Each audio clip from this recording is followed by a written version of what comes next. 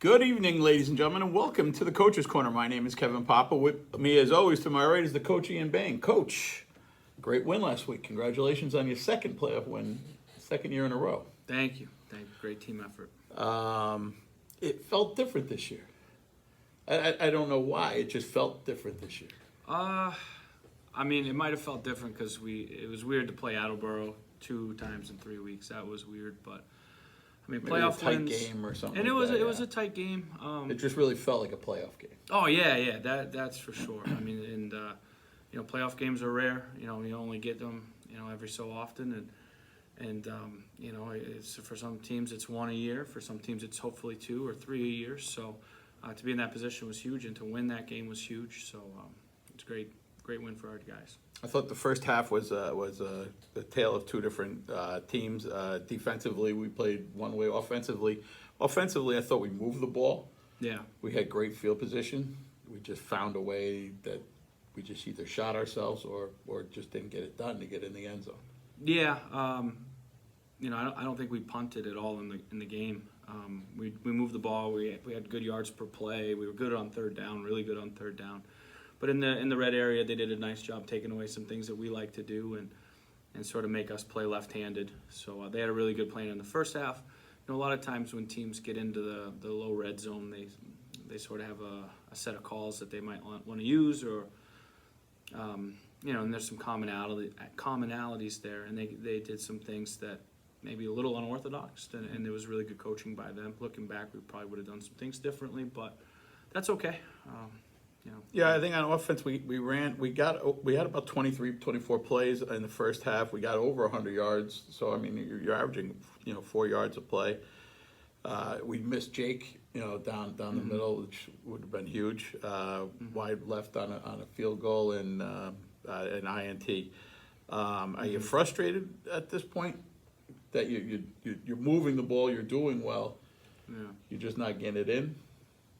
Yeah, I mean that's definitely frustrating, and I think we had a pretty good plan. We had some guys open, we had some running lanes, but it's just seemed to be an inch off or a foot off in a lot of different areas. So we just needed to tighten up our execution a little bit better. Really not very good play calling either on my end. We needed to simplify things. When we came out in the second half, a couple of our drives, we didn't have a play go over 6 yards, but they all went about 6 to 8 to 9 yards, and it was just sort of right in there. And that's what Attleboro was giving us, so we just had to take it and just stay with that all the way into the end zone. And then on defense, their first drive, Nally with a big hit, breaking up a pass. Yeah. Their second drive, defense on 4th and 1 stops Weir. It's almost like stopping Jerome Bettis at one point. He's that a big of a kid, but it looked like there was 11 helmets on the ball on there that. was. The third drive, they started moving the ball. Right. They had a nice quarterback run. Yep. Jordan makes a tackle. They go about 10 plays. They get across our line. They're getting first downs. They're picking up a little confidence. Then Jordan makes a nice tackle for a loss. He and Luke Cunningham combine for a sack. And then Weir makes a big run, which to me clearly looked like the push play that they're supposed to be calling. There had to be one of those Attleboro kids touching him. Yeah, I mean the rule is you can push the pile, not the player. Right. But to me, I mean that rule's in place for safety, and because even we had a run like that later in the game, where our running back was held up and it turns into a scrum, and it's like just blow the whistle. Like we don't need somebody getting injured. Right, you got the piles going back and forth. Yeah, I mean those and for what, a couple of extra yards. Right. Like just blow it dead. It's over. By that point, there's 22 kids, most of them outweighing. It's not good for anyone. Right. And especially the rule being what it is. But whatever. I can't control that. 4th down, they need 9, they get 8. And then we get the ball back. We go into the half, it's 0-0. What's the mood of the coaching staff or the players at that point? We were just a little lackadaisical. I don't think we underestimated Attleboro. I don't think, and it's a fine line because you don't want to panic. You want to be calm. You want to be composed, but you do want to have a little bit of a sense of urgency. Right, because you're up 18-0 2 weeks prior to that. 23 or 23, yeah. And that's the thing too is like, I mean, we could have easily been up 13-0 Sure. in this game, or more. But it is what it is. Like I said, they came out with a good game plan to basically they just said, you know what, we're not giving anything deep. And in the first half, they did that at the expense of letting Jake catch about 7 balls in the first half, and they really didn't adjust. And then the second half, they pulled back, ran more of what their game plan was in the first game, which was to now take Jake away, which opened up some other things. So, I guess we didn't adjust the way that we needed to as a staff in the first half as quickly, and especially in the red zone. But in the second half, we were ready for that. And then as soon as they went back to doing some of their old things, some more familiar things, we were obviously very ready for that, because that was our game plan kind of kicked in at that point. All right, so that brings us to the second half in our drive of the game. And we go back to, like you were just saying, we're going to take what the team gives us. A lot of, we'll go side to side. We'll be happy with 5 yards and just move the ball down the field. I think we went 14 plays, highlighted by a couple Jake Davis catching runs instead of Jake Davis going long. And on then, third down. And on third downs, yes. And then the big play is the Jack Nally 16-yard quick pass, and he runs, and Jake makes a hell of a block, and then Nally makes a hell of a move and gets himself in the end zone. Yeah. What made that play really special is the way the coverage that they were playing. It's a cover 3 look, but both defenders were sort of starting at the same level. So it's kind of a tricky thing, because you don't know who to block. They're technically 2 over 2, but we had sort of determined based on, they had a new corner in. Number 2 who played against us was injured, and they had a young corner, and then that safety, outside linebacker, whatever you want to call him, was a young guy too. Kind of figured how they were playing, so Jake did the right thing in attacking the surface right in between, blocking the most dangerous man enough to get Nally free, and now he's one-on-one on a secondary player, which is a world we want to live in. Right, we'll take that anytime. Yeah. So it's a good job by them, kind of navigating the defense that we got. Good job by Tommy seeing that it's there, even though it looks covered on the surface. It wasn't, because we knew how they were stemming their coverage late, and we were happy with the result. All right, so then we go up 7-0. Attleboro comes out. They have a new quarterback. Yeah. Where gets hurt somewhere along the line. Trying yeah, to tackle, he hit Gasparo. Gasparo got lit up. We kind of had a bust in protection, and he hit Tommy very hard, and in the process, he kind of knocked himself out of the game. But he's a big, tough player. So when you see a new quarterback at this point, do you say this helps us or this hurts us? Because we don't know this kid from a hole in the wall. He's definitely a different player than Weir's going to be. Right. And you're not prepared. You haven't prepared for this kid. Well, I think in some ways it was okay, because Weir's such a great runner. I mean, he can throw the ball well too. He did a nice job, especially on a couple of those drives that were lengthy, getting ahead of the chains on first down, taking a hitch, taking a short route. And then now it's 2nd and 6, and now you get to 3rd and 2, and you pick it up that way. So we didn't know what this kid was capable of. We really hadn't seen him. But the biggest thing was you could just tell by the eyeball test he wasn't Weir as a runner. Right. And the other part of it is Weir's a really good defensive player. So now that kind of took us a second, because it was kind of the same thing we were dealing with on defense. They had a lot of guys out, and we didn't know how they were going to adjust to us and play us with their new personnel. I mean, had they had the same personnel, sometimes that's easier.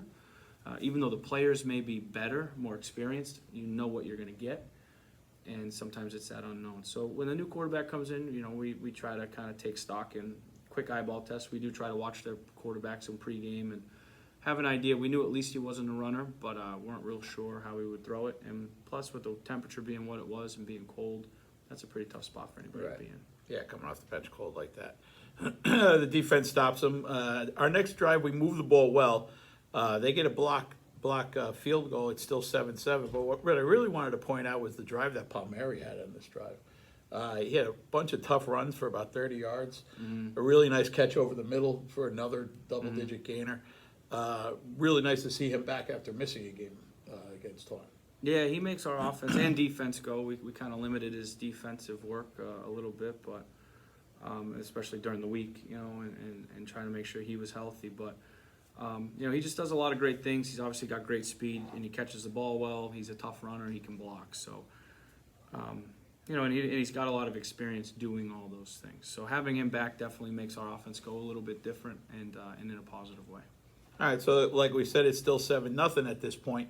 The next series on Attleboro's side, Wirtz and Jordan get a sack. Wirtz goes side to side and makes a tackle on a strong run. And then Nally makes a cloth tackle just by grabbing the guy's shirt. And if he breaks that, it could be a huge gainer. Yeah, and that's the thing. They have really good players. Again, they're young. They're going to be really tough, I think, in the future, and tough for a long time. So, but sometimes that's how football breaks. You just kind of get that shoestring tackle or cloth tackle, whatever, and we'll take whatever we can get. Maybe it's not textbook, but sometimes that's all you can do. Got the job done. They had a punt. We get our pretty much last drive on offense. It starts with Griffin with a nice punt return. We lose a little yards on a penalty. I didn't even remember that. Yeah. But it was a good Yeah, I return. think it was blocking the back. Again, the short stuff is there. Jet sweeps to Nally, QB run, another couple of Owen runs. But again, we find things happen that move the ball back. Charles makes a heck of a tackle in the backfield. Yeah, that was a great play.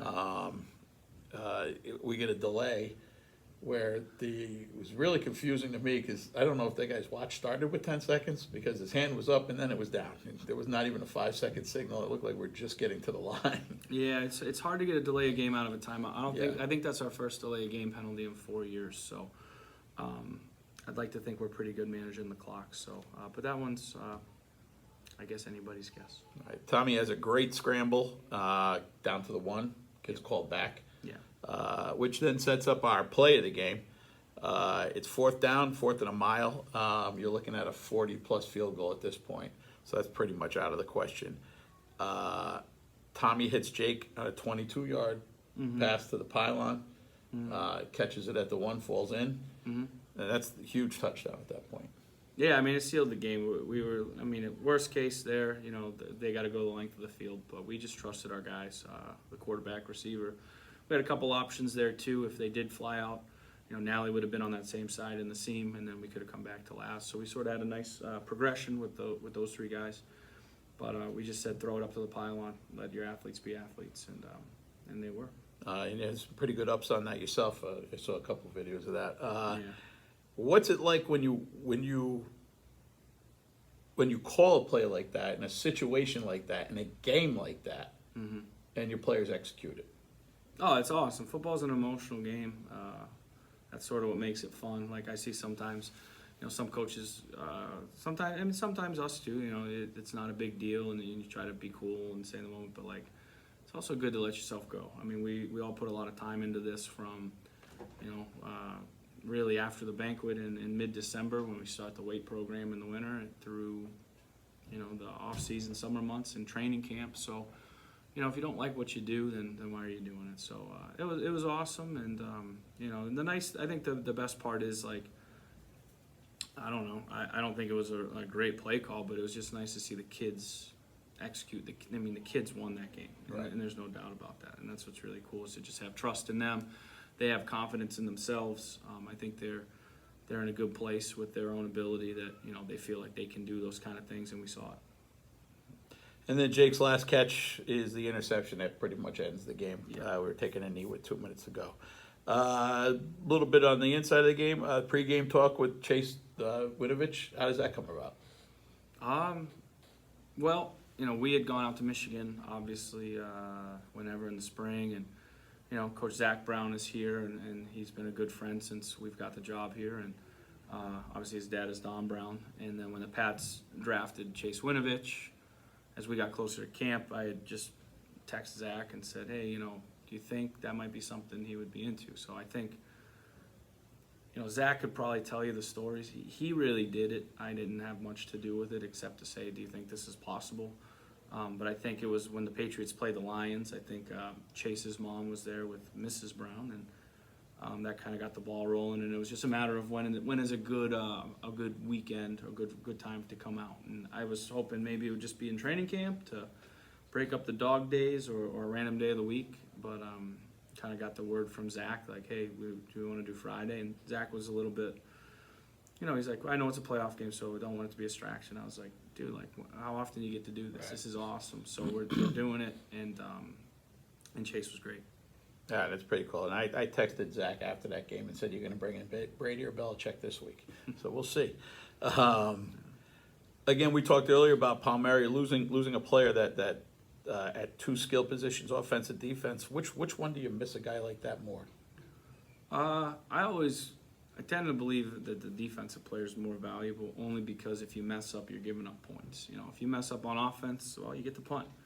And that's a Don Brown line too. But and that's the beauty of offense is that you get to be wrong a little bit. Defense, you can't be wrong because it'll really hurt the team. So, I think defensively is where we were probably most nervous, but not in the fact that I had a lot of confidence in the players that we had going out there. But just, it's more the experience. By this point, Owen's played back there for a while, 3 years, and he's just seen it all. And I don't think a lot gets to him. He's doesn't say much. I don't think he gets too bothered. And obviously, for somebody to be making, their first start or their first significant minutes in a game like that, that could be tough. But our guys responded. They really did, back-to-back weeks, and we're happy with the result by everybody stepping up. Next man up is what you got to be about. Mm-hmm. Now, for your 3 years, you've been blessed, so to speak, with great quarterback play. All the way down from Novi to Gordo to Tommy. You got some good ones coming up. How is it to have a quarterback on defense like Wirtz? Just watching him in the film this week he's just all over the place. I mean, it's basic leadership 101. The more stuff you can delegate to the people and to your leaders, of your group. I don't think anybody wants a boss that micromanages. I've always kind of felt the less that we have to do, the less that our coordinators have to do in the middle of the play, the better our team is. I think when you see, and sometimes it's necessary, and we've been there and we still do it. But when you're yelling things from the sideline, hey, I would do this. Part of it could be you have a young team. Part of it could be it's a new system. But when you don't have to do that, when you can just trust the guys to get lined up, and also they give the best feedback. When we come to the sidelines and it's like, what's wrong? Obviously, we have coaches up in the box, but those kids have the best view. So when Tommy says something to me, or Evan says something to Coach Campbell, or Leo's talking to Coach Rosen, like it's processed really quick. It's reliable. We know that, and those guys help us tremendously making in-game adjustments that really press box guys and on-field coaches can't make. The Jordan, victim of a couple more holds, seems to be happening on a weekly basis now. I know it was happening a lot earlier that it wasn't called a lot, but now it's getting called a lot. He's just a menace out there. And we talk about this every week. Mm-hmm. But between that's becoming an actual weapon, and the offsides that we're getting other teams to do is becoming a weapon. Yeah, I mean, I think everybody has a hard count, so it's just... but now with the blow and throw, once you cross the line, there's no getting back. Right. So, hopefully, too, maybe fatigue plays a part of that. Obviously, situation at the end of the game, or they know we've got to run the ball, and we're trying to run the ball, and they're maybe a little bit more apt to go. But it's stuff that we work on in practice. We've worked on it for 4 years. We have those calls and situations, and... it's just how you manage. That's part of tempo. Like a lot of times, people talk about tempo. They just assume it's no huddle all the time. It's no huddle all the time. But it's how you manage your snap count, your cadence, all those things. That's part of tempo for us. So that's just part of our package. It was a nice article in the Milford paper regarding the team and the song and everything this weekend. So. I mean, I didn't realize it was that big of a thing. I mean, the kids love the song, and then I love the song too. I mean, if the kids wanted a different song, they could have it, and it's cool. I love it. All right, so now we're on to Brockton. What are we expecting? A lot of athleticism. They've got great athletes all over the field, guys that can just make plays. So we've got to be really sound defensively. We've got to do our job. We've got to move. As an offense, they've had some really successful games. They're coming off a really big game against Newton North, but they've been in some shootouts with other teams. So, we will certainly have our hands full. And they're a little bit unorthodox with some of the things they do, but it's just speed, man. Speed kills, and they've got a lot of it. And they've got two really, really talented backs/receivers, a really good quarterback, and then some big dudes outside that can just seem to catch the ball all over the place. And defensively, a lot of the same. Great quickness sideline to sideline, maybe the best quickness we'll have seen all year. They like to get in man coverage and really challenge you. Their defensive coordinator actually played for us at Framingham State when I was there, so he's a really great coach. Their head coach has been at it for a really long time too. So, they just kind of got the complete package. We're gonna have our hands full. We're gonna give them the best game that we can. I think we can compete at a high level, and we'll see what happens in 4 quarters. It's going to be cold. It was supposed to snow earlier in the week. It's not going to snow now. Yeah. Is the weather going to be a factor? Cold make a big difference this time of year? It does, but I mean, we're in New England. We've played in colder. You know, it was pretty cold last week by the time the final horn blew, and you know, I mean, it won't be colder than Thanksgiving was last year. 2 years ago, we played Wellesley in a similar game, and you know, it was about 8 degrees when that game ended, and so you know, it's part of football though, and that's the thing is, you know, we talk about it. We're not going to hide from it, but at the same time, I think we talk about mental toughness a lot and controlling what we can control regardless of the situation. So that'll be a huge test, but I think we're ready for that challenge, and we're going to step up. All right, our question of the week comes from Jay Horgan. Jay asks, Coach, when playing a non-league opponent in the playoffs, what changes in your preparation? Do you watch all the game tape? Do you talk to other coaches that have played them? It's really the same as it is every other week. You know, even playing Attleboro, you know, we had 7 games on Attleboro. We watch every game that we can get our hands on. We probably you know, we put the most stock in really the last 2, sometimes 3. You know, from a defensive standpoint, we do it that way. Certainly, guys get injured. You know, some teams don't look the same now as they did week 1, and we know that. And from an offensive standpoint, we obviously watch the last 2 weeks, but we have to really look at a bigger picture because, you know, the Zavarian film versus the Natick film, which maybe is more traditional stuff that we don't necessarily run, versus last week they played Newton North, which is a great look at some of the things that we do. You know, but we run some formations and some things that not a lot of teams do. So it's how do you find that? It might be one clip from week 1. It might be one clip from week 4. It might be one clip from another week. So, and that's the same for any opponent, and whoever we play next week when we get to Thanksgiving, it's going to be all the same. It's just, you know, you try to look at it all and see some things, and you know, maybe the last 2 games they didn't run a lot of red zone defense, which they really didn't. So, but we have some clips where they have. So you know, it's really just kind of, you got to watch it all to see certain things. But in terms of data and tendency information, we more recent is best for that. All right. This Veterans Day, the Gridiron Club is going to be making collections for the wounded, for guys in the Army, Armed Forces overseas, stocking stuffers. The bins will be out at the game. You can find out what donations will be acceptable on the Facebook page. Do a good thing for Veterans Day and bring something to the game. That's it for us today on the Coach's Corner. Like we said, it's going to be cold Friday night, but playing meaningful football in November is a big thing. So for the Coach Ian Bain, I'm Kevin Papa. Shout out to Coach T and the Dean Bulldogs. Keep rowing your